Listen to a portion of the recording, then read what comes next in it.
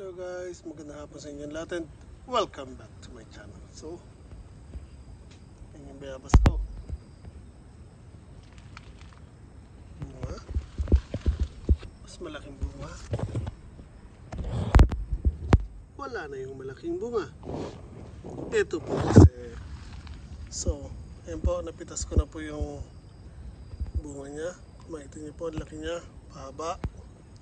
So, I'm not really sure kung ganito ang itsura niya.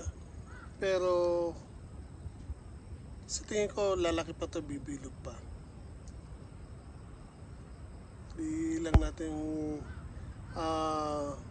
masigurado pa hanggat hindi natin nakikita magbunga ng maayos yung nakatanim ko sa lupa. Kasi, makita niyo po, sa plastic container lang po kasi ito. So pati sa mini greenhouse ko, yung mga nagbubunga ng malalaki, puro po nasa plastic container lang din po. And lahat sila puro ganitong shape. So yung tinanim ko sa lupa, o yung dinaretso ko sa lupa, last year kasi nagbunga isa lang pero hindi masyadong lumaki. So kung napanood niyo yung video ko, nakikita nyo doon na namatay po yung main ng puno ko, pero ayun, kung makikita nyo po, ang lago na po ulit niya kasi meron pong natira sa baba and ayun po, mataas na po ulit. So mas mataas pa po sa akin yan and hayaan ko lang po yan lumago, tapos maybe next year or 2, yung mga matataba niyang sanga, papaugatan po natin para makapagpaugatan po tayo ng marami. And ayun po yung mga bayabas ko. So again, tingnan nyo, halos pareho lang sila na shape. Ngayon, napitasin na rin po yung mga yan. Ito po yung isa, tingnan nyo. Lundong-lundo na po yan sa ito nga to. Ayan po kasi ano, itasin na rin po. Yung isa po nga dito sa nga, sa sobrang laki ng bunga at bigat, ayun po nabali. So ito po yung mga unang bunga or unang nagkabunga, nabali po sila sa sobrang bigat. So, again, dami pa rin po natin mayabas sa taas. Ano. Ito, may mga bago pa rin dyan.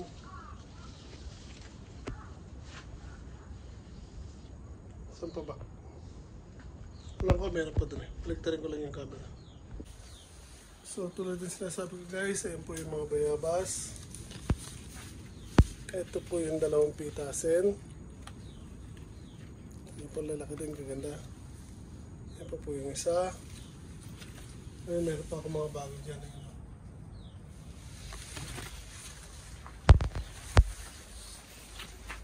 So I think wala na dito. Yung bulaklak dito nalaglag.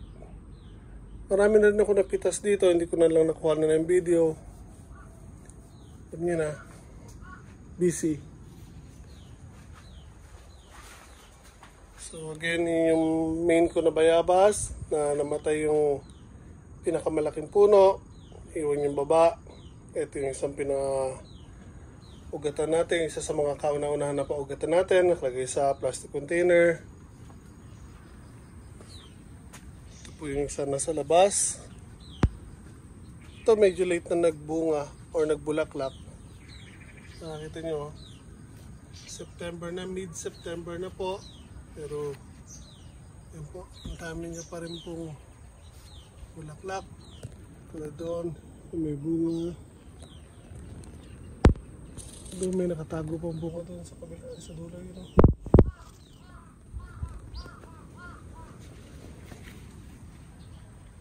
Ayan o, bunga malaki. Ay, may isang maliit. Ito, mga bago. Ayan po yung isa. Ito, medyo nabaluktot siya. Tingnan ba yung shake yun.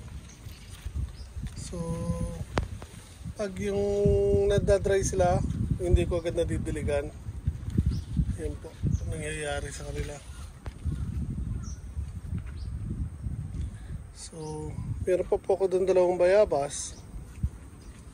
Tago kasi, hindi ko masyado na sisilip. Kasi dito sa may gilid ng riles. Pero ito, yan po, may mga bunga din po yan. So ito yung mga pinakahuli ko na, wait, focus. Yan po, mga pinakahuli ko na napaugatan. Meron pa doon isa. So yung sa kabila marami pang, hindi masyadong kita dito, pero may bunga yun, may bunga. Tapos may mga bulaklak pa.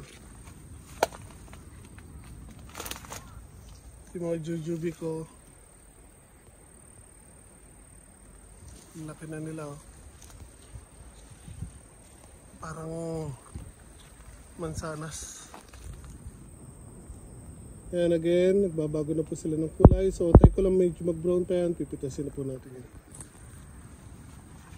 And ayun yung mga bago. Ayun po, napakarami, oh.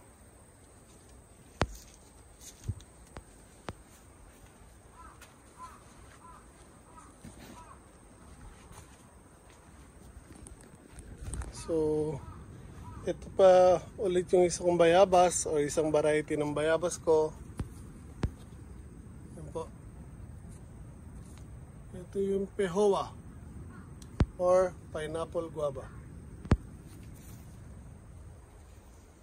Dami po nilang bunga. Hindi lang masyadong halata kasi una, ka-shape ng mga dahon, kakulay ng mga dahon. So kung hindi nyo talaga lalapitan, hindi nyo mapapansin yung mga bunga nila. So marami sila actually yan all over, nakatago lang. So kung hindi nyo talaga hahanapin, hindi nyo mapapansin. Ayan pa. Kakaiba yung mga shape nila. So as of now, ito yung mga pinakamalaki ko. Ayan po. So aantayin lang natin na mahinog yung mga yan. Then ikakat natin at papakita ko sa inyo kung anong itsura ng loob. Kasi last time yung unang bunga niya, hindi ko po nakuha ng video. Kuha ko ng video, pinitas ko lang pero hindi po siya kinain. Kasi again, natuwa ko, nilagay ko lang doon sa may kitchen. Kasi nga ang bango niya. So parang ginawa ko siyang pabango sa kusina. Kasi grabe yung binigay niyang amoy na pinabango niya yung buo kong kitchen. So yun po yung mga papaya ko as of now. Again, mid-September po ngayon. So may isang buwan mahigit pa sila. 2 pag sinuwerte. Pero unti-unti na po lumalamig yan. Medyo lumalamig na po sa gabi. Kaya hindi ko sure kung ganong katagal sila po pwede. So, again, ito yung isa pang bayabas. Yung lemon guava ko naman. So, ito po. Hinog na po yan. Tapos tayo ng isa. Kagatin ko lang po ito. Sarap niya. Matamis na medyo maasim ng konti. So, manipis lang yung skin niya.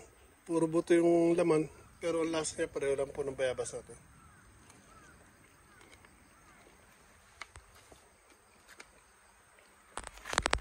Yan po. Hitik na hitik sa bunga.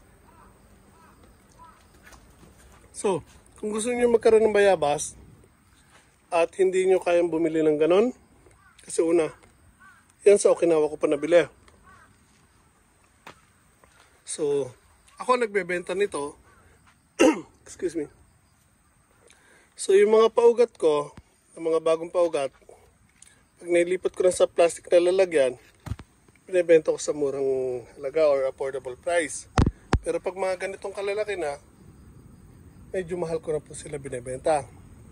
So maraming nagtataka kasi nauubos agad yung mga bago kong paugat kasi.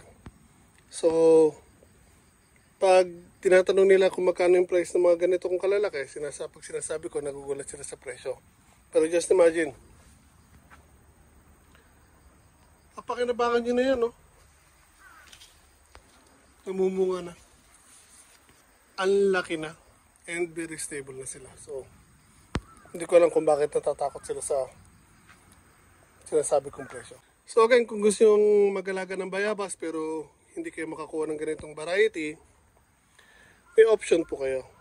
Yung pink strawberry and lemon guava. So again, ito yung isang klase ng bayabas na ganyan po siya magbunga, hitik na hitik. Although maliit, pero ang lasa niya po, pareho lang po, bayabas na bayabas. So just imagine, ganyan lang po siyang kalaki, nakalagay sa plastic container. Pero pag nagbunga po yan, just look. Kumpul-kumpul po sila magbunga. So again, kung hindi kayo maka-avail or makakuha ng mga bayabas na katulad ng isa, yung malalaki, pwede naman pong mag-alaga kayo ng ganito lang na bayabas. At ang kagandahan po sa variety na to, cold tolerant po siya. So ibig sabihin, kahit mag-snow, hindi po siya mamamatay. And evergreen. Ibig sabihin po, forever na green yung dahon. So again, ito po yung lemon guava. Ito tayo ng isa. Lapit tayo dito sa pink strawberry ko. Ito ilan na lang na bunga kasi napitasan ko na. So bigyan lang natin ng comparison ng bunga.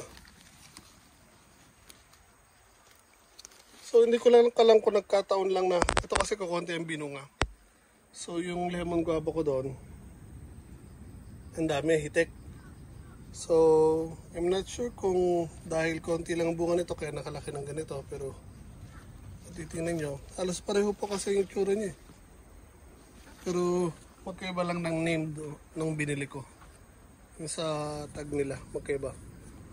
So again, option nyo. Kung gusto nyo ng bayabas pero hindi kayo makakuha ng ganitong variety o iba man, ito po may madali po makabili ito sa usually sa mga nursery, makakakita po kayo dito sa Japan. Maliit na bayabas po, same ang lasa, although mas masarap to, mas makapalan naman ito, pero pareho lang po silang bayabas. So ito po ang option nyo. Ano po ba? So I think tapusin ko na to dito. And again, yun po, pinakita ko lang po ang garden ko as of now. At yung mga fruit trees na iba natin, bayabas, papaya. Ayan po, yung mga bago nating garden bed na may nakatanim pong sibuyas. Ayan yung mga sili. So, ingat po tayong lahat palagi.